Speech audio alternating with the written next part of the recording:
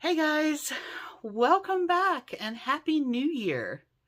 So, obviously, there has been a big change, um, and I wanted to kind of touch base with you and let you know what happened and what I'm going to be doing moving forward, and just kind of do a big old refresh.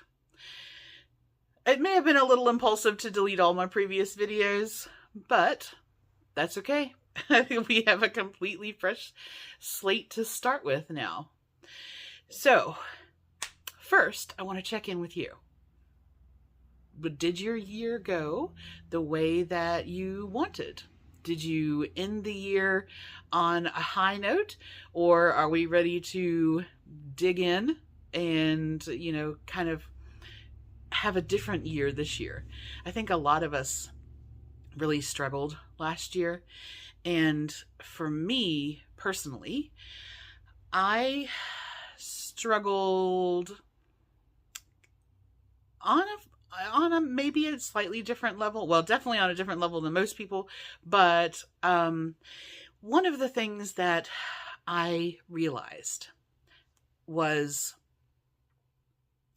as the year went on, and I was having more and more flare-ups, autoimmune flare-ups. And by June, I hit a point where in the space of a month, I had put on just about 40 pounds in inflammatory gains kind of back to back. So if you've been with me for a while, you know what happened. Basically, I would gain 18, 19 pounds of inflammation, and then I would lose 6 or 7. And then I'd gain 12 and I'd lose 2. And then I'd gain 8 and I'd lose 1. And so I never got re-caught up. The flares I was never losing the amount that I was putting on.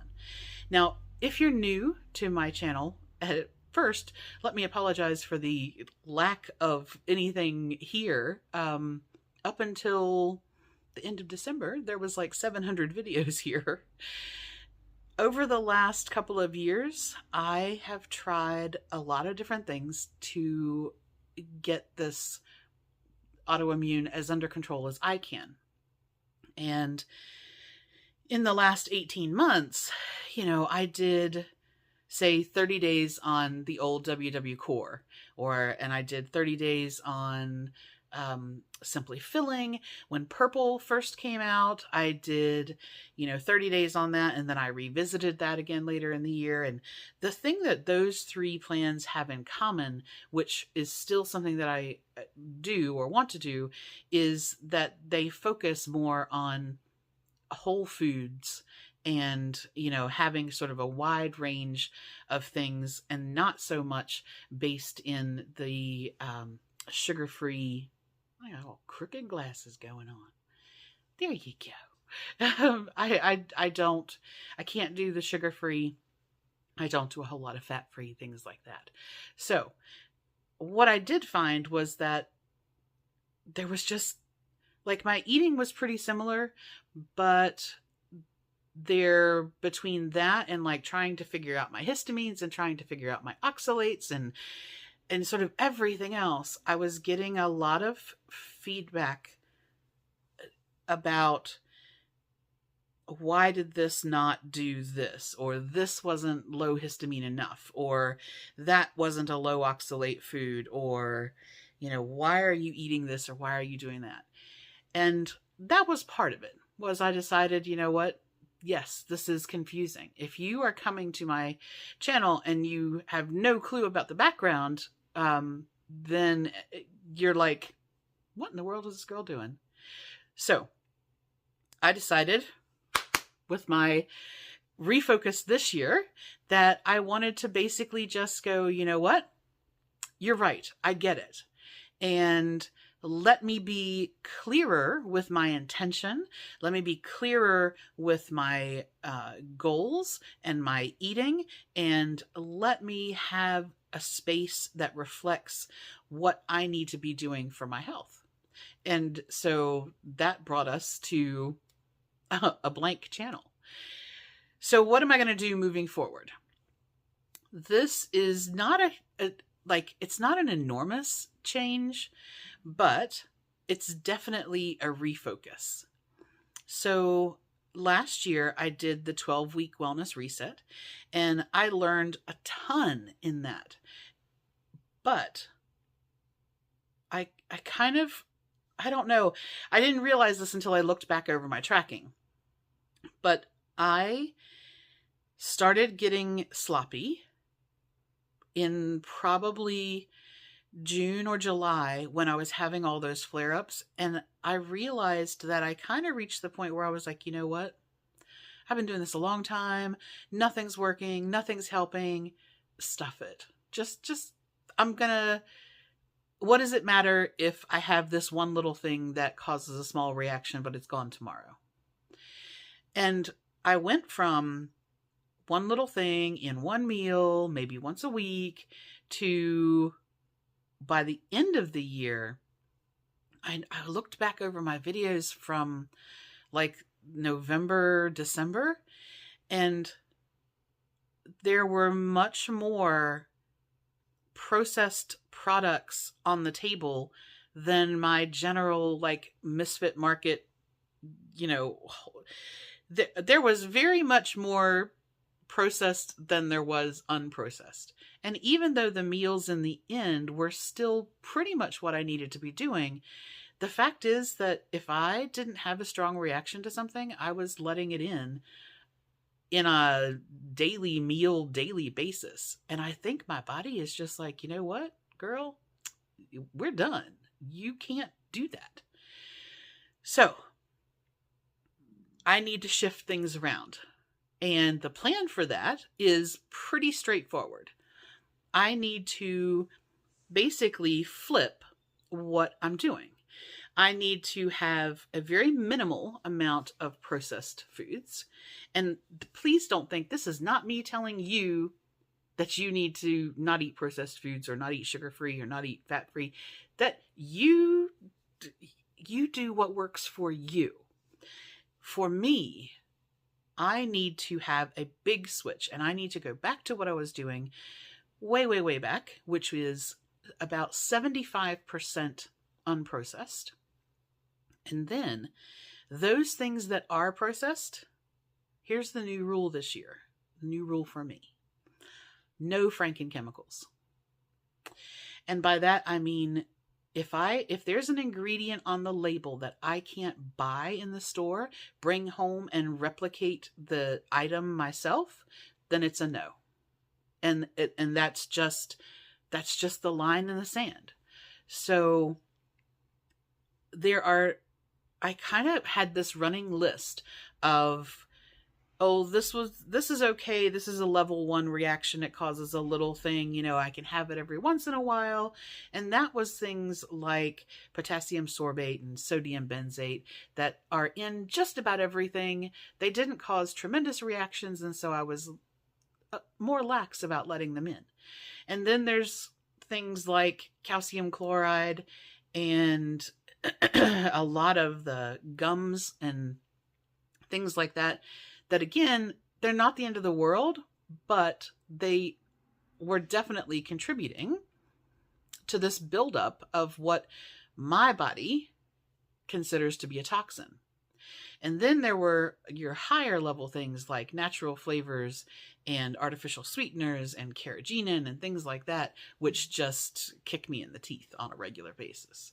So, and I was doing some research. Natural flavors, which, by the way, I'm not going to get into, like the full explanation of what they are. You can certainly do your research on them, but they are when a company or when a food wants to replicate a flavor. So let's say I wanted to add peppermint flavor to something.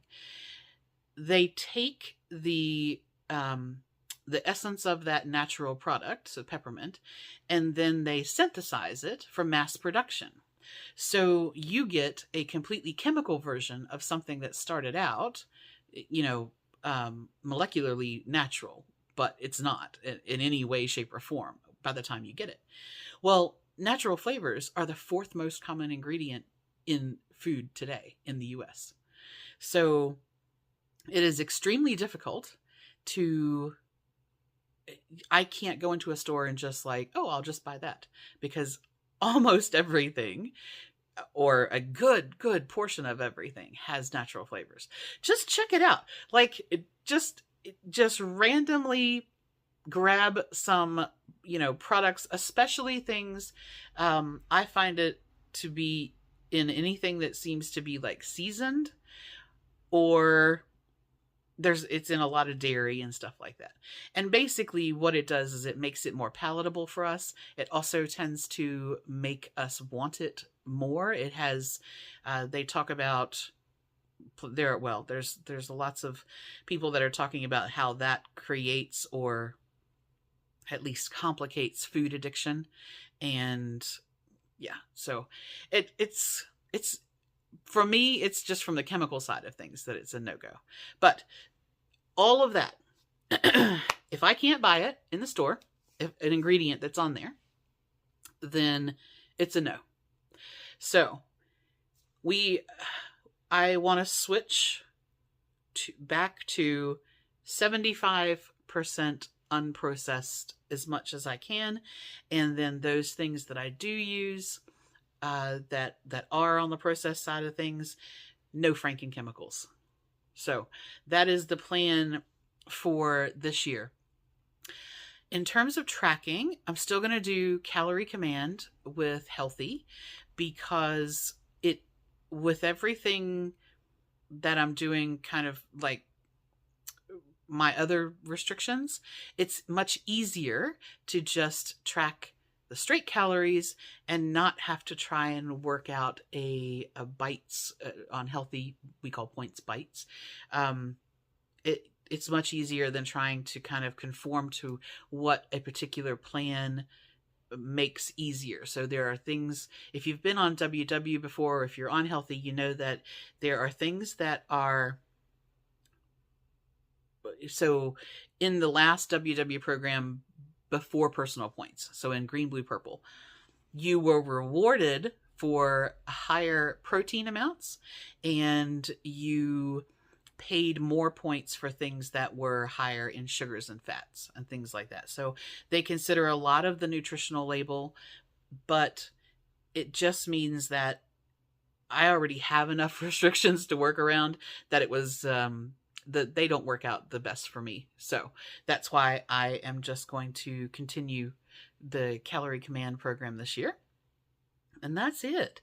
The only other thing is that I am switching my weigh-ins to monthly. So I have such big swings, and I'm not quite sure why people would be annoyed or frustrated or upset or whatever they were about how my weight shifted, because it doesn't affect anybody else. But I was getting some feedback that was like, that's not, how could you have lost that much in 1 week? And well, because I had a 15-pound gain the week before. But one of the things that I learned, I guess, kind of going through YouTube this year, was that it's very non-linear. You think, oh, well, somebody saw my video yesterday, so they know what I'm talking about. But it doesn't work that way. You might be dropping in and seeing this 3 years after it's made and be like, what in the world is she talking about? So I needed to consider how things looked in a non-linear format.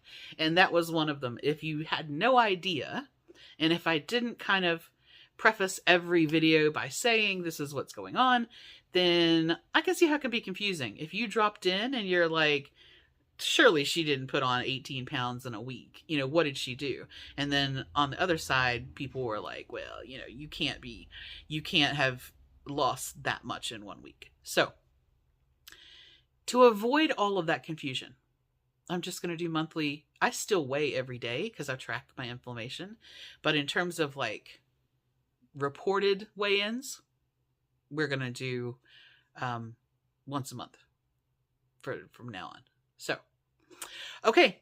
Well, I have rambled forever. I just wanted to play catch up with you guys and sort of let you know what's going on there. And then I've done my weigh-in for today, and I will get that up. And other than that, that's it. We are back to, well, I didn't stop doing it, but we'll be back to daily videos from hopefully later on today, and we will go from there. Thank you guys for joining me, and I look forward to us having a really awesome year together. If you need anything, let me know. Otherwise, I will talk to you soon. All right. Bye.